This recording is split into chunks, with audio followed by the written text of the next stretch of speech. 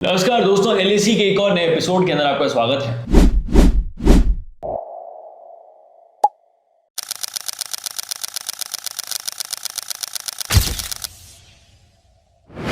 और आज इस एपिसोड के अंदर हम दो मेजर खबरों के ऊपर बात करने वाले हैं, जिसमें से पहली खबर तो ये है कि प्रधानमंत्री नरेंद्र मोदी को डोनाल्ड ट्रंप ने चार बार फोन करा और प्रधानमंत्री नरेंद्र मोदी उनका फोन नहीं उठाते हैं।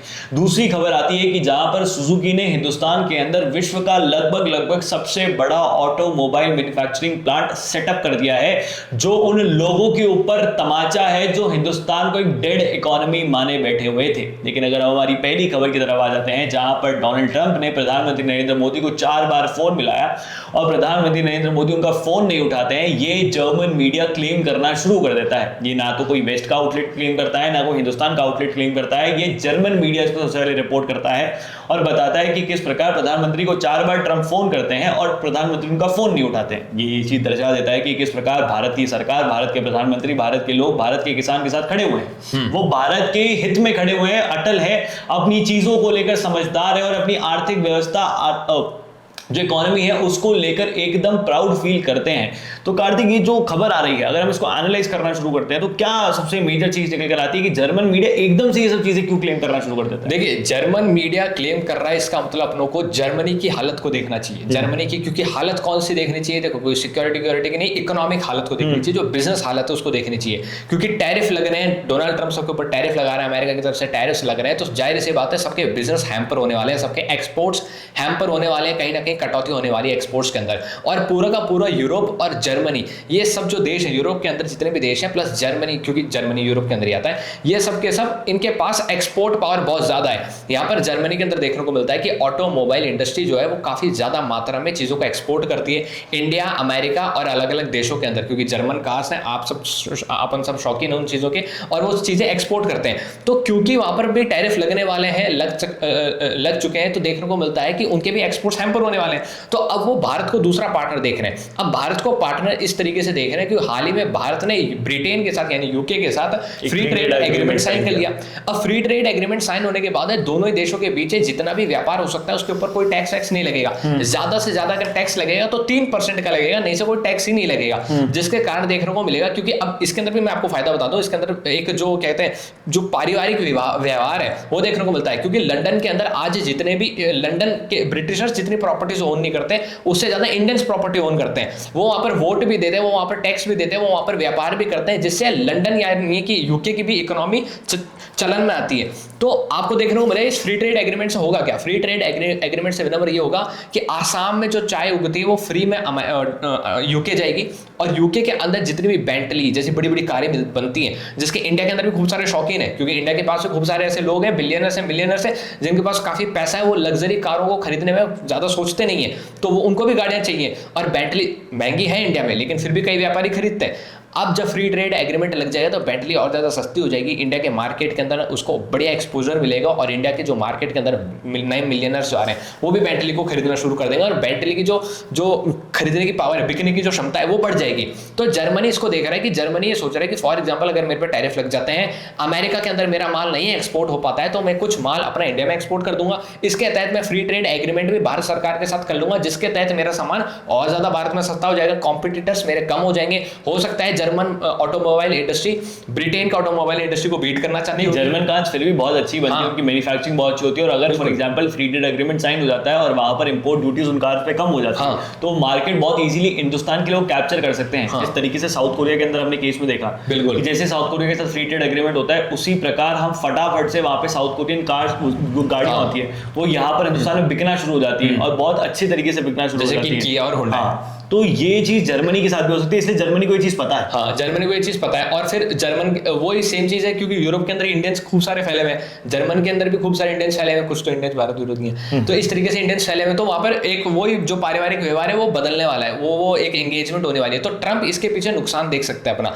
दूसरी तरफ अगर अपन जर्मनी के कुछ मिनिस्टर्स को देखते हैं तो वो भी हाल ही में ये कहते हुए दिखाई देते हैं कि ट्रंप के जो बयान है, कि ट्रंप जो बोलते हैं और ट्रंप जो करते हैं वो ट्रंप बढ़िया ही करते हैं। क्योंकि है ना उससे होता क्या है कि कभी भी है ना रिश्ते कभी भी खराब हो जाते हैं, कभी भी बन जाते हैं, जिसके कारण उन्होंने कहा कि अब इन पे विश्वास नहीं किया जा सकता। वो दूसरी तरफ ये भी कह रहे हैं कि वो टैरिफ को हथियार बना रहे हैं, अपनी लड़ाई का हथियार टैरिफ को बना रहे हैं, बल्कि पूरी दुनिया के अंदर जो ट्रेड होना चाहिए वो थोड़ा बहुत फ्री होना चाहिए, ताकि एंगेजमेंट बढ़े, ताकि कॉम्पिटिटर्स ज्यादा है, ताकि मैन्युफैक्चरिंग भी अच्छी हो, ताकि इकोनॉमी सभी पूरी दुनिया की अच्छी खासी चले। अब इसके अंदर दूसरी बात निकल कर आ जाती है कि भाई ये तो जर्मन मीडिया ने क्लेम कर दिया कि प्रधानमंत्री नरेंद्र मोदी ने ट्रंप के 4 कॉल नहीं उठाए। तो ये तो फॉर एग्जांपल अब अपन या तो इसको ये देख सकते हैं कि भाई हो सकता है जर्मन सरकार इस चीज को पोस्ट कर रही हो, वायरल करा रही हो, कुछ करा रही हो। दूसरी तरफ अपन ये देख सकते हैं कि भाई हो सकता है प्रधानमंत्री नरेंद्र मोदी ने कॉल उठाया ही नहीं हो। अब इसके पीछे का भी एक तर्क निकल कर आ सकता है, और वो बात ही निकल कर आ सकती है कि हाल ही में डोनाल्ड ट्रंप ने खूब सारे देशों पर टैरिफ्स लगाए। तो टैरिफ्स लगाने के बाद डोनाल्ड ट्रंप ने कहा कि जिसको टैरिफ्स के ऊपर छूट चाहिए वो मेरे को कॉल करके मुझसे बात कर लो। तो इसके दौरान क्या हुआ, वियतनाम को कॉल किया गया। वियतनाम में से क्या बात हुई वो तो पता नहीं, लेकिन डोनाल्ड ट्रंप ने ट्रुथ सोशल पे पोस्ट करके लिख दिया कि वियतनाम से बात हो चुकी है। अब वियतनाम अमेरिका के ऊपर कोई भी टैरिफ नहीं लगाने वाला, बल्कि अमेरिका वियतनाम के ऊपर 15% टैरिफ लगाने वाला है। पूरा का पूरा वियतनाम विनम्र शॉक में जा चुका था, और वो सोचने लगा था भाई साहब ये कैसी ट्रेड डील हो गई, ये कैसी ट्रेड टॉक्स हो गए हमारे बीच में, तो हमको तो इस चीज़ का कोई ज्ञान ही नहीं है। तो ऐसे भी कुछ एक्सपर्ट्स बता रहे हैं कि प्रधानमंत्री नरेंद्र मोदी इस तरीके का ब्लंडर नहीं करना चाहते थे, क्योंकि मोदी जी तो समझदार है, वो तो उनको तो पता है मैंने कॉल उठा लिया तो मेरे को बात करनी है, लेकिन सामने वाला समझदार है या नहीं उसकी तो सामने वालों की भी गारंटी नहीं है। तो ये एक बात निकल गई। कह रहा हूं ना कि 20 मिनट के अंदर आप 20 साल के रिलेशंस को खराब कर देते हैं। बिल्कुल, तो ये एक चीज़ है। लेकिन जो ये दूसरी खबर भी है ना कार्तिक की, जो हमें एक डेड इकोनॉमी बोला जा रहा था, लेकिन वहीं पर Suzuki one of the biggest plant of on the entire globe जो ऑटोमोबाइल्स के ऊपर है, तो उसको हिंदुस्तान के अंदर सेटअप कर देता है, जिसकी नियर फ्यूचर 10 लाख तक यूनिट्स की कैपेसिटी हो जाएगी। तो वो अब ये बता देता है कि हिंदुस्तान एक डेड इकोनॉमी तो है नहीं, कि हमारे पास स्किल्ड लेबर है, लैंड है, एनवायरनमेंट है बिजनेस के लिए, परचेजिंग खुद की पावर बहुत ज़्यादा है। सुजुकी की गाड़ियाँ कितना हिंदुस्तान में बिकती है, सुजुकी को भी बहुत अच्छे से पता है, पूरी दुनिया को भी बहुत अच्छे से पता है। इनफैक्ट इंडियन मार्केट कितना ज़्यादा ग्रो कर रहा है, परचेजिंग पावर पैरिटी हमारी बढ़ती जा रही है, हम एक्सपोर्ट के लिए हब बन रहे हैं, मैन्युफैक्चरिंग के लिए हब बन रहे हैं, हमारे पोर्ट्स बहुत सुधर रहे हैं। तो ये सारी चीज़ें जो एक साथ लाइन अप की जा रही है, वो इस चीज़ को दर्शाती है और बता देती है कि आप जो हिंदुस्तान को एक डेड इकोनॉमी बोल रहे थे, एक बहुत ही नेगेटिव और गलत नोशन है। हाँ, आप देख सकते हैं कि मैंने अपनों ने इससे पहले LAC के अंदर और लाल बत्ती के एपिसोड्स के अंदर इस चीज़ को कवर किया था कि डोनाल्ड ट्रंप की जो टैरिफ्स की वॉर है इसके पीछे, क्योंकि उनको भी पता है रशिया यूक्रेन वॉर तो सुधरने नहीं वाला है, तो फिर इंडिया के ऊपर क्यों टैरिफ लगाए जा रहे हैं। और रशिया से पुतिन भी जाकर उनसे मिलकर आ चुके, फिर भी इंडिया के ऊपर टैरिफ जारी हैं। तो सवाल ये है कि आपने इंडिया के ऊपर टैरिफ लगाया, इसका मतलब आप इंडिया की मैन्युफैक्चरिंग पावर को कमजोर करना चाहते हैं। आगे बात समझें, और आपके पास मैन्युफैक्चरिंग पावर है नहीं, तो आप उस चीज़ को अपनी को बढ़ाना चाहते हैं, जबरदस्ती बढ़ाना चाहते हैं। आपके यहाँ पर मजदूर महंगे, तो यहाँ पर डोनाल्ड ट्रंप को मैसेज दिया गया प्रधानमंत्री नरेंद्र मोदी द्वारा, देखिए वंदे भारत को हरी झंडी दिखा रहे थे, वो बहुत बढ़िया चीज थी, लेकिन आप एक कार को हरी झंडी दिखा रहे हैं, इसके पीछे का एक बहुत बड़ी चीज हो सकती है। कुछ लोग कहेंगे प्रधानमंत्री मोदी के पास क्या एक ही काम है कि वो कारों को जाकर हरी झंडियां दिखा रहे हैं। देखिए इसके पीछे मैसेज डायरेक्ट डोनाल्ड ट्रंप को है कि देखिए अगर आप भारत की मैन्युफैक्चरिंग पावर को कमजोर करना चाहते हैं तो भारत की मैन्युफैक्चरिंग पावर को आप अच्छे से देख लीजिए।